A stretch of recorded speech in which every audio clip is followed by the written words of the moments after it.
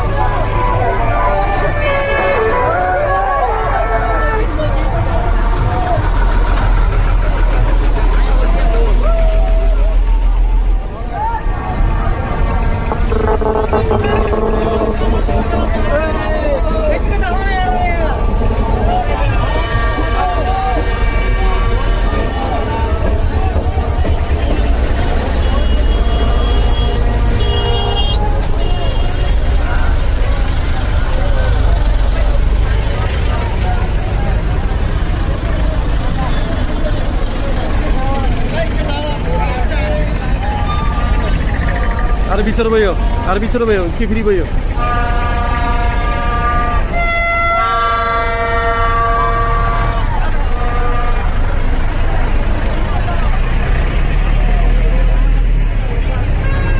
টানো টানো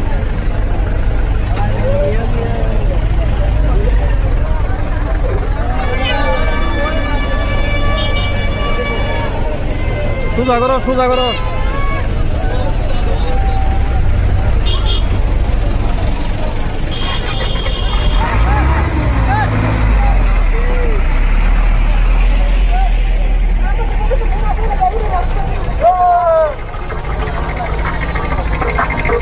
এই সোজা করো, ইয়া সোজা করো, ফেস সোজা করো।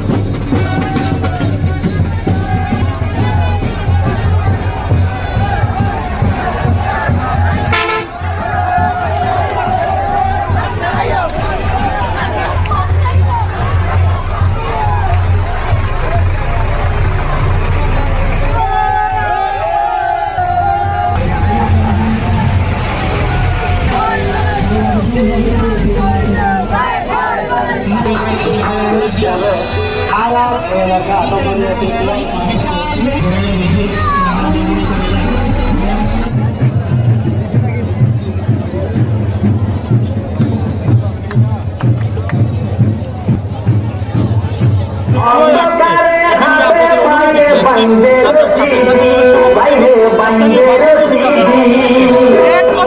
কক্সবাজারবাসীর জন্য ঈদের দিন।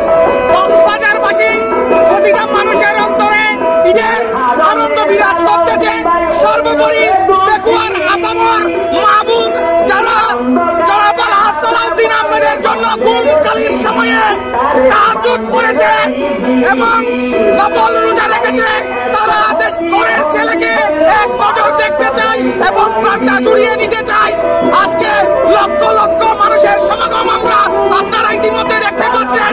ইনশাআল্লাহ বিকাল 5টা নাগাদে এখানে 10 লক্ষ লোকের সমাগম হবে বলে আমরা মনে করছি। ইনশাআল্লাহ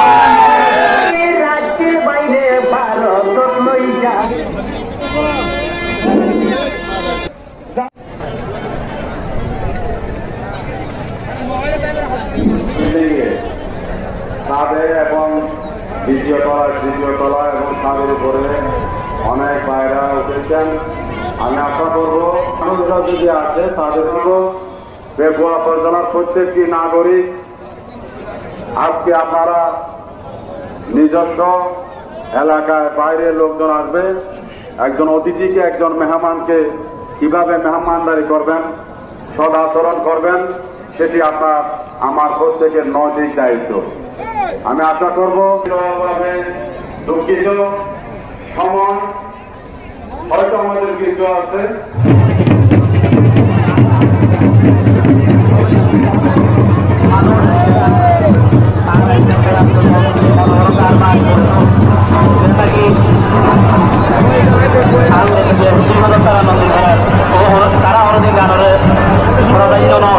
কিন্তু আজকে বিজয়ের উৎসবগুলি ধরে উৎসাহিত করিবেন লাই মূলত ধরে উৎসাহিত করিবেন লাই মূলত আজকের অনুষ্ঠান এভাবে সাবিল তবে আরা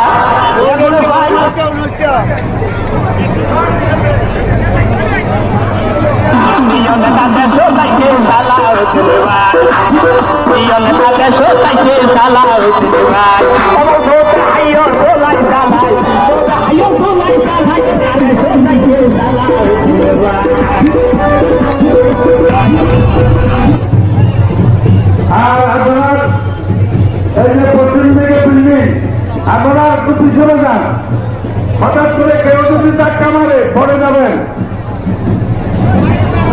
আপনারা একটু পিছনে যান, যারা বিল্ডিং এ আছেন আর একটু পিছনে যান। সবাই যদি হঠাৎ করে যদি কেউ খুব পাকায় পড়ে যাবে। আসবে চকরিয়া থেকে আসবে পেকুয়ার প্রত্যেকটি উপজেলা ইউনিয়নের প্রত্যন্ত অঞ্চল থেকে মা বোনেরা আসবে। আমি বিনীতভাবে পেকুয়ার সর্বস্তরের ভাই ভদ্র মুরব্বীদেরকে শহীদ চেয়ারম্যান আক্তার চেয়ারম্যান হয়েছে পেকুয়ার আপামর জনগণের পক্ষ থেকে আমরা তাদেরকে সাধুবাদ জানাবো। একটি বিশাল মিছিল আমাদের এই অনুষ্ঠানে হাজির হয়েছে শিশুদের দেখার জন্য। আজকের অনুষ্ঠানের তরফ থেকে আমি বিনীতভাবে আহ্বান জানাচ্ছি। পার্শ্ববর্তী নিয়ে এই চৌমনি চত্বরের মহাজনসমুদ্রে হাজির হয়েছে। আমি আবারও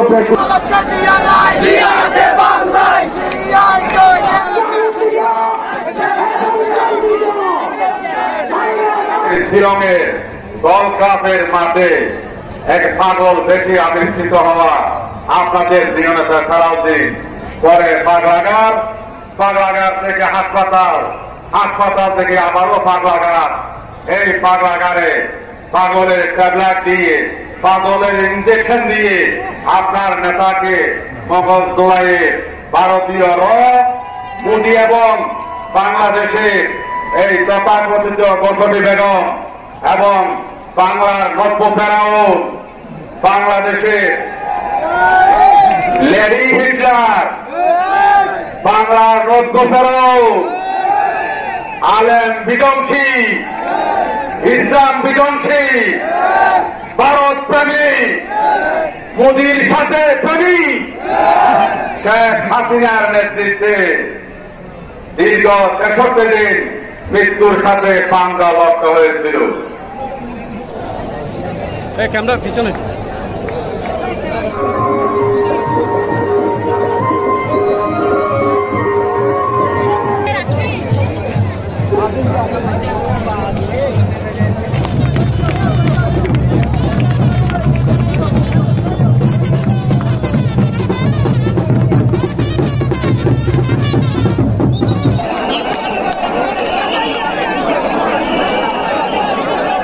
জনগণের পক্ষ থেকে বাসকালের সমস্ত নেতাদেরকে প্রাণ দেওয়া হাজার নেতা আমাদের মিছিলে হাজির হয়েছে।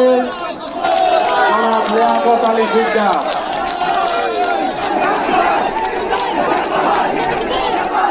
মন্ত্রী মহোদয়ের দৃষ্টিকার দিচ্ছে নজর দেখার জন্য সে আপনাদের প্রাণপ্রিয় নেতা যাকে ভ্রম করেন ভ্রম করার জন্য এই কুখ্যাত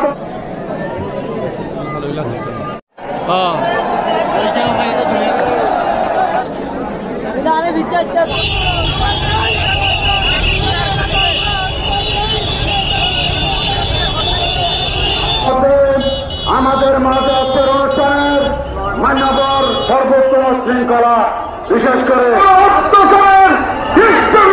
পরিচালিত করেছে আমাদের নেতা সালাউদ্দিন আহমেদের বাদ যায়নি। তাকে খুন করার উদ্দেশ্য খুন করা হয়েছিল।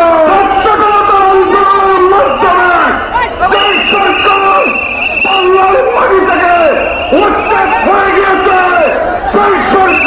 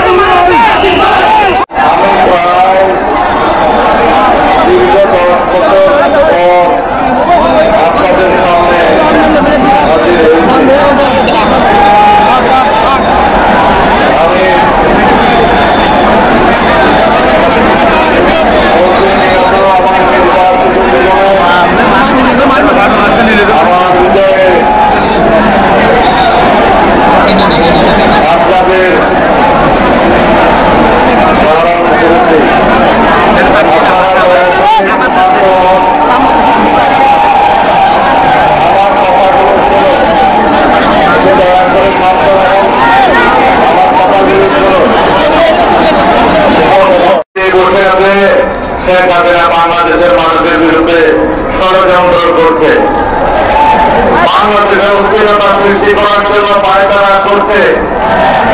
তার 15-17 বছরে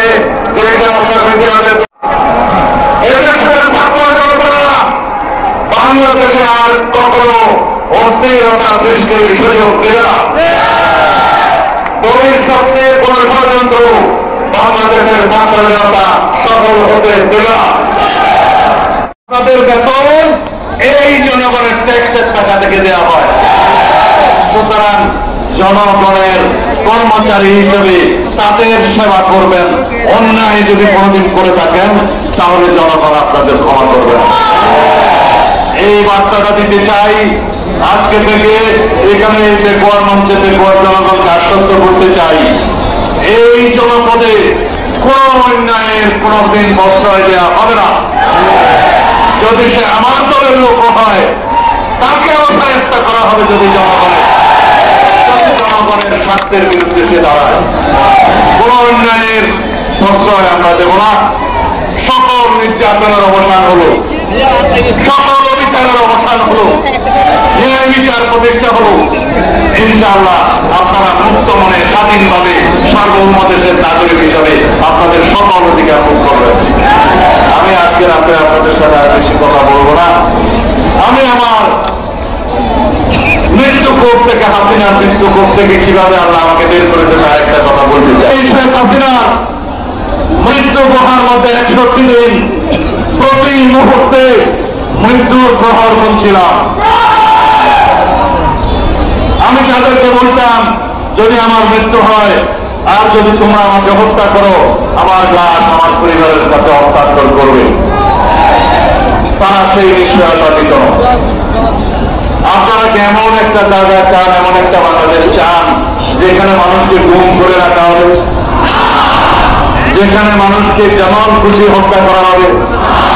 আমাদের মতো একটা লোককে যদি 61 দিন মৃত্যু গুহার মধ্যে রেখে আরেকটা দেশে পাচার করে দেওয়া হয়, সেই দেশে কি কোনো আইন কানুন ছিল?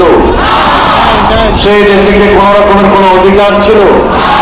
সেই রকম একটা দেশকে আপনারা কল্পনা করেন?